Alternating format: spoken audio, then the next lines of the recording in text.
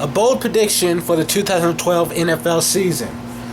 The only thing harder than winning a Super Bowl is winning it again the next year.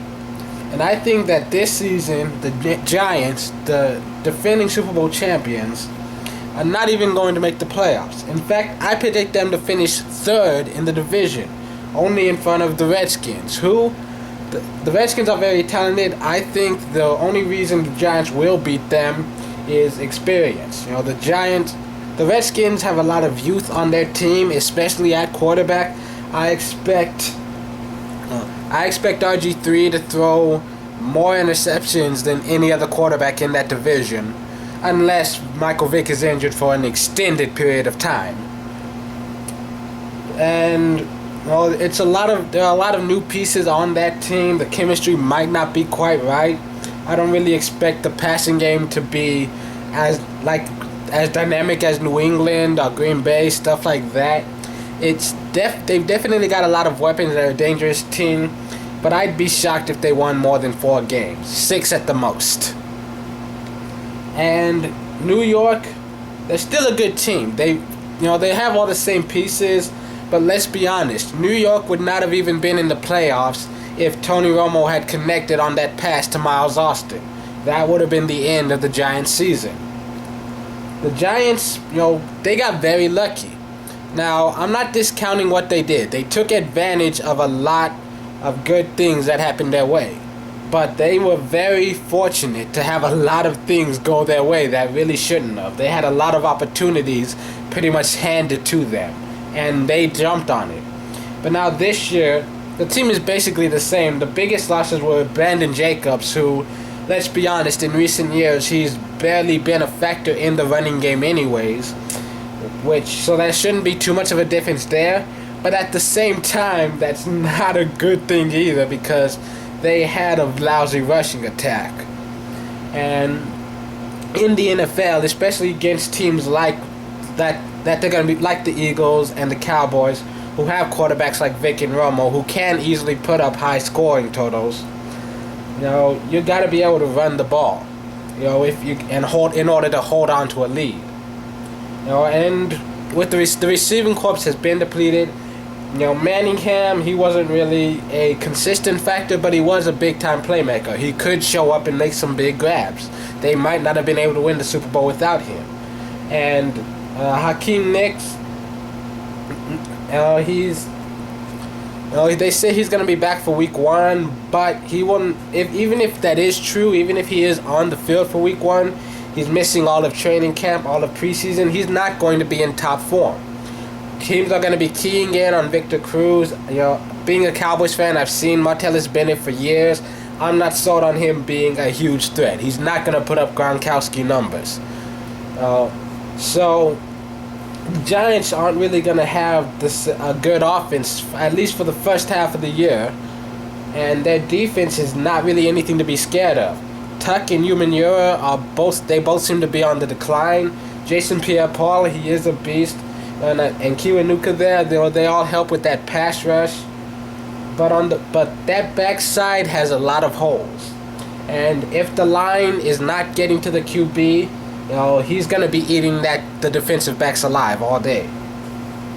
And there are just too many other teams in the league. I picked the Eagles to win that division because I think they've got the best defense of all of it. But that also it depends on the coordinator, how well he does. Still not sold on him because of that campaign he had last year. But they've got all the weapons in place, and now after a year under the system and now a full offseason to add it to that, they could be very scary. Nnamdi Asomugha is the best cornerback in the league right now. And on offense, they do have a lot of explosiveness. LaShawn McCoy, one of the best all-around backs in the game. Speed, strength, a lot of explosiveness and versatility. Michael Vick, when he's healthy, he's one of the scariest quarterbacks. He can throw 90 yards downfield, or he can just take off running for 40. And he's got a lot of good weapons to throw to in Macklin and Jackson. And the Cowboys are second because I'm still not necessarily sold on their defensive backs.